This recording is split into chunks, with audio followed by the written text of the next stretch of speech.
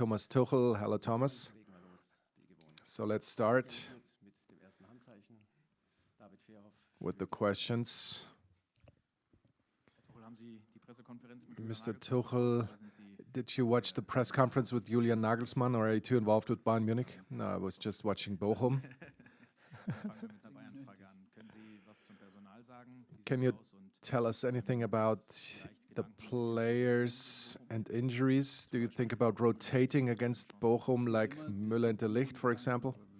There is always the thought, but primarily we have to wait who is available for us. The feedback yesterday was very positive, also from the players who had a knock prior to the game, but they really all came out well out of the game. So I think we have everyone available at practice. That's the first thing. Second, rotation, not just for rotation's sake. We need the highest respect for our opponent and the task ahead. Bochum is on a roll now, 3 games without a loss, I think. Absolutely deserved, very shots in their game, very intensive game, very intensive runs, many sprints. So what we have to do is get involved intensively and find the best starting 11 for that game. It's absolutely normal that players deserve to play but still don't play or come off the bench, and that will stay that way. Hopefully everybody stays healthy, and hopefully we have those decisions to make in the future. But as rotation is concerned, the player has to earn it and it has to fit to the occasion. Bochum definitely is not a game that we just do our thing and everything will fall into place. We have to adjust accordingly and be ready to be physically and sprint and go in the duels. Let's look at Mathis de Ligt. Does he deserve to play, and how did you approach him? He said to us in the mixed zone the other day that he didn't have that one talk. Did that happen now? Yes, it happened. I don't know when he said it. We were talking, and it's not always necessary. There's not always a problem. He's a central defender, and at central defense, the chance to be coming off the bench is really slim. In those positions like the goalkeeper and midfield, you don't make too many substitutions, and we don't have to talk all the time extensively. We talk every day to every player, short feedbacks, and Mata 100% deserves to play. He was injured during preseason. Now he is back into form. He played in midfield a couple of times to show him that he deserves to play. Personally, it's not enough for him, but he's a team player. He knows that the season just started, and it's way too early for discussions like that. Everybody has to be ready all the time and be committed. When you sign a contract for Bayern Munich, you have to be ready for that, and that's what Mata does. Even though the focus is on Bochum, how would you rate the decision to make Julian Nagelsmann the new German national team coach? I think that a decision was important. That is out of question that Julian is a top coach and has everything needed for that job. I just want to say a short sentence, and it has nothing to do with my statement to Julian, but we had a top coach ahead of that, and he was a top coach at Bayern Munich, so we have to be respectful towards all of them, and I was absolutely convinced that Hansi could solve that situation, and he is a top coach to lead us to that home European Championship, and I have the same trust to Julian now, and all we can do is be strong ourselves, get the players into form, not just because we want it for our club, but for the German national team as well. 5 goals conceded in the last 2 goals. Do you still think you need a holding 6? Well, I don't think it has anything to do with it. We got 11 players on the pitch, and whether we are in attack or defense, we have to do it together. we can also have a clean sheet with 2 players in holding midfield, or we can do the same with a 4-2-3-1 or whichever formation and concede less goals. We can definitely improve, and that is our goal.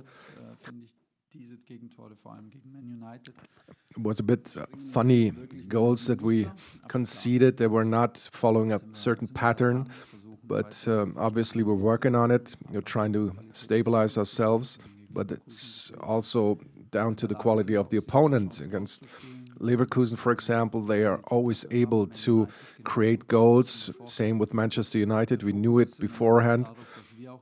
The focus is on us scoring a lot of goals, and we have to find the balance. That's what makes a coach happy at the end.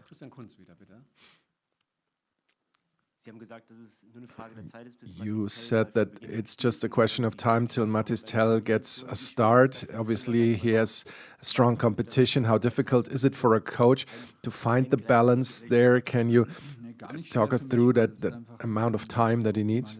Well, it's not really difficult. It's a perfect situation. Mathys is only 18 years old, and he now has a really decisive role. And it's very important to have a role. And the way that he goes about this role is absolutely fantastic, and everybody knows it. In the moment, we have the possibility to get involved into games, to decide games for him. And most important it is that his mindset is absolutely clear, and he is happy with the situation, even though he obviously wants to have more. That's absolutely right to do so, and now we just have to wait and be patient, him, ourselves, and still be impatient as well.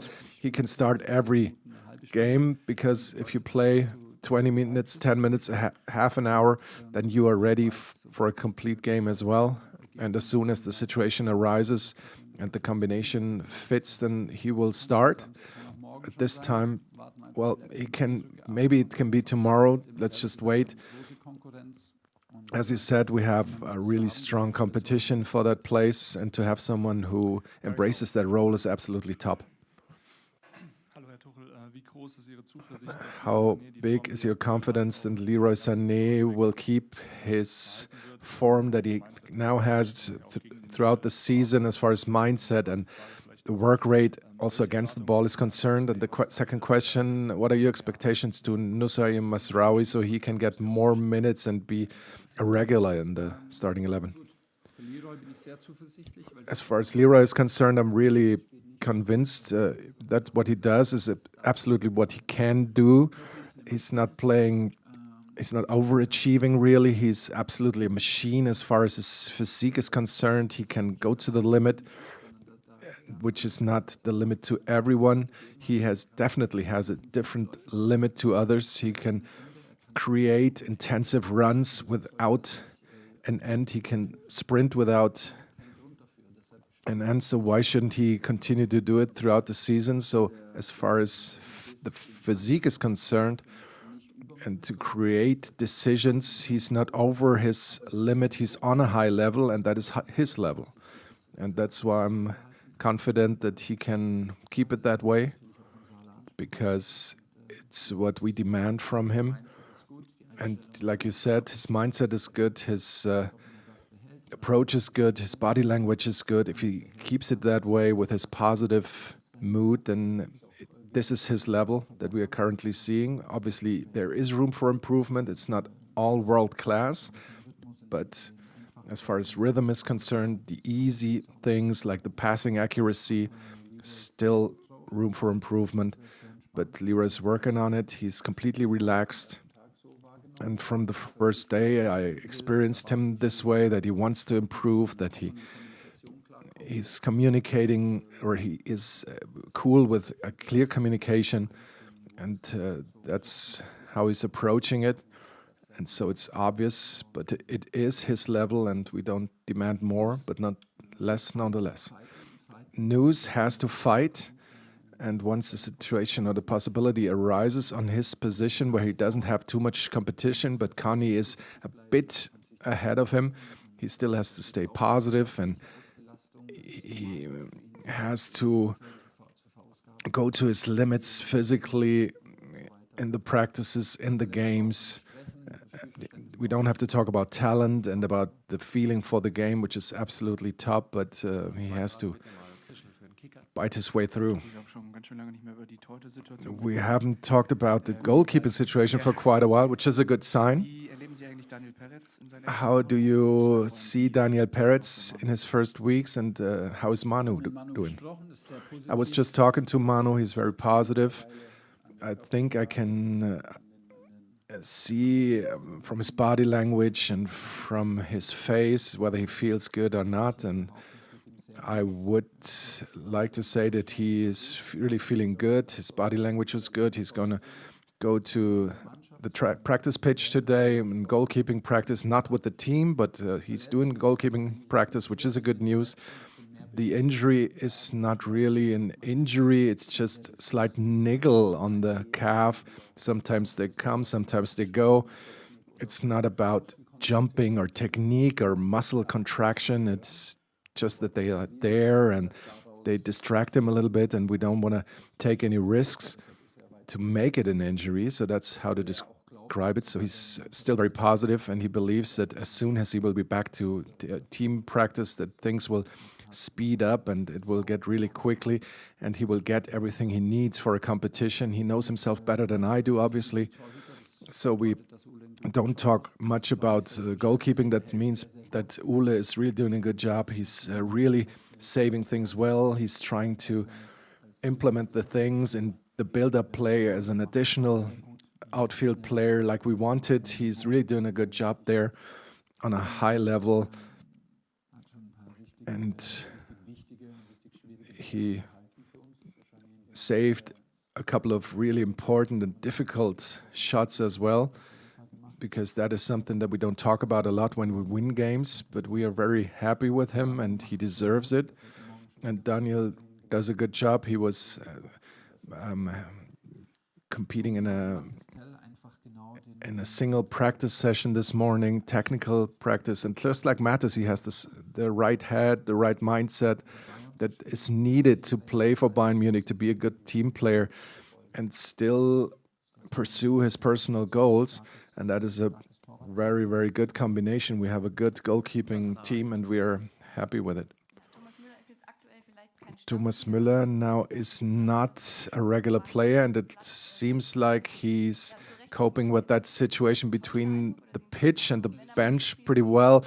Is that also your impression? And what is his role now? It's very positive. His role is always the same. He will never be a quiet player, whether he plays or not. He just cares about all the things, how a game goes, how the practice goes. He has his own standards and he's demanding it from everybody else. He's pretty cool because of his experience and because of just being Thomas Müller.